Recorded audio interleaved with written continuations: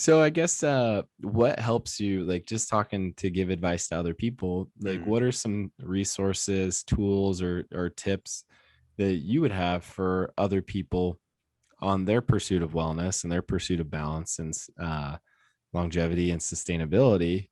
What kind of advice or resources do you use?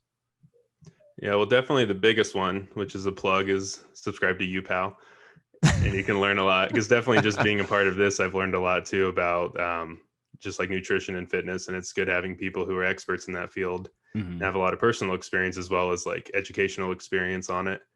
Because that's the biggest thing. Like we learned talking with Bailey, how anyone can call themselves a nutritionist, and how most people don't understand it's just like a catch-all term. Like it doesn't really mean anything. Yeah. But especially now in like the information age, like you can go on YouTube and find like 50,000 videos about how like the new diet where you should only eat meat is completely healthy and the best thing for you, and vegetables are bad. And so it's kind of hard to like decipher through all of those. Yeah. So that's kind of been the big thing in the past, is like trying to find good resources, which a lot of times I just relied on friends who were weightlifting or had experience in that, which definitely helped me along the way just to learn the basics and everything.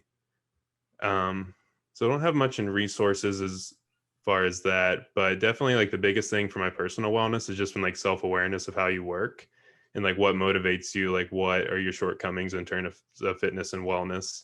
Like I've learned if I start my day on a healthy note, I'm a lot more likely to continue that throughout the day. Hmm. Like how we started doing our morning workouts, like I feel a lot better throughout the day. I'm more likely to like go for a run later.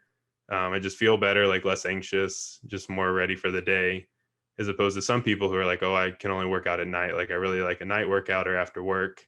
It's like if I wait till then, I'm just going to be like really tired and be like, oh, I don't need to do it. I can just sit and watch TV. But if I do it like first thing, just get up and go, it's like I'm a lot more motivated that way. Hmm. So just understanding that too. And then another thing I've realized, especially over like the past year, just with like quarantine and everything, it's been like really stressful for everyone, is that when I'm really emotionally stressed, I'll tend to binge eat really bad, which has been like a really big detriment to my wellness. And just like being very self-aware of that and seeing it happen, it's like, so now when I recognize that I'm really stressed, I'll try and like work out or go for a run instead of just going and eating, or try and like go and work on something else, just like getting myself out of that. So trying to find like more positive outlets for those negative emotions. Okay. Yeah. And what do you do for your like positive outlets? Like what does that look like? Can you give me an example of that? Yeah, so I have like a small home gym at home in the basement.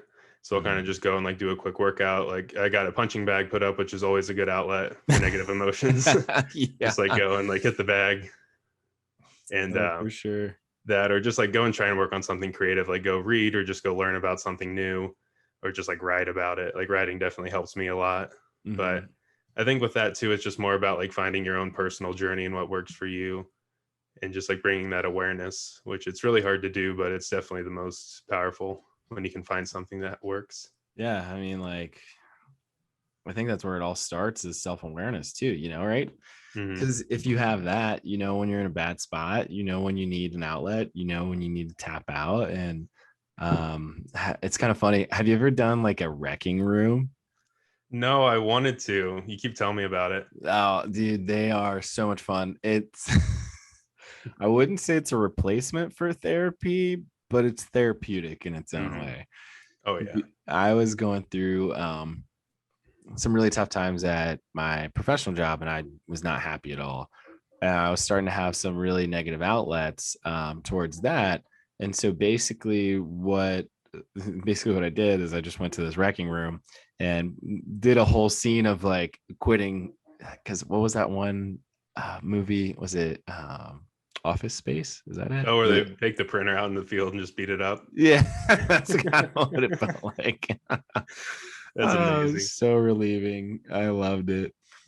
But yeah, I mean, I think that's the big thing. Self-awareness is when you need that balance, like when you need to say, hey, I need to pump the brakes, I need to stop, I need to, or even forgive yourself. And I Mm. think it comes down to like, hey, I either need to forgive myself or stop and find a way to get this resolved.